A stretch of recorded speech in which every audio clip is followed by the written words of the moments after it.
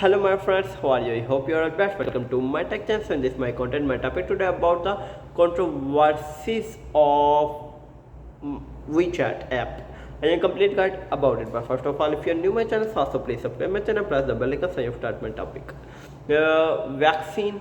The Chinese version of WeChat operates from China under Chinese law, which includes strong censorship provisions and interception protocols. Its parent company is obliged to share data with the Chinese government under the China Internet Security Law and National Intelligence Law. Vaccine can assess expose the text messages, contact books, and location histories of its users. Due to vaccine popularity, the Chinese government uses vaccine as a data source to conduct mass surveillance in China. Some states and regions such as India, Australia, the United States, and Taiwan fear that the app poses a threat to national or regional security for various reasons. In June 2013,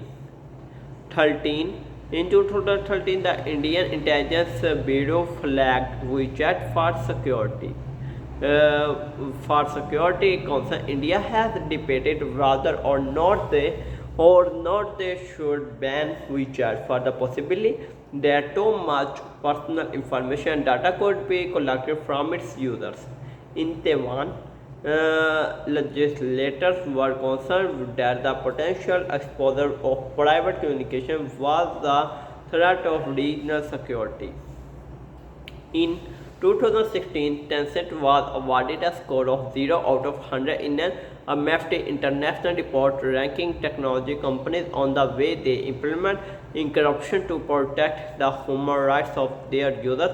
The report placed Tencent left out of a total of 11 companies, including Facebook, Apple, and Google, for the lack of privacy protection built into Vaccine and QQ. The report found that Tencent did not make use of end-to-end encryption, which is a system that allows only the communicating users to read the messages.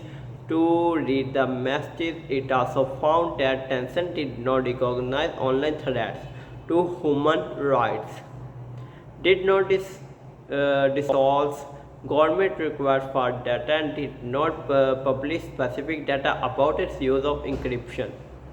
A September 2017 update to the platform privacy policy detailed that log data collected by Vaccine included search terms, profiles visited, and content that had been viewed within the app. Additionally, metadata related to the communication between vaccine users, including call times, duration, and location information, was also collected. This information, which was used by Tencent for targeted advertising and marketing purposes, might be disclosed or representatives of the Chinese government. Point 1. To comply with an applicable law or regulations. Point 2. To comply with the court order, subpoena on or other illegal processes. Point 3. In response to a request to be a government authority, law enforcement agency, or similar body.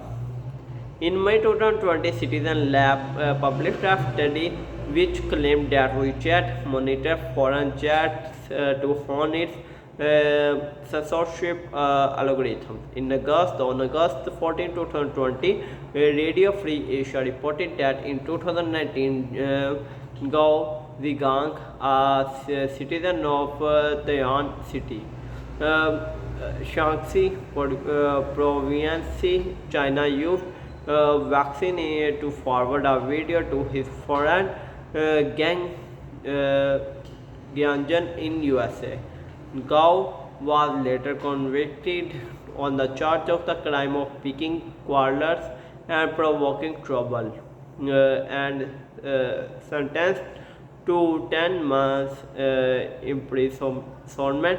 The court documents show that China's network management and propaganda departments directly monitored vaccine users, and the Chinese police used big data official technology to identify Gang Jianzhen as an overseas diplomacy activist.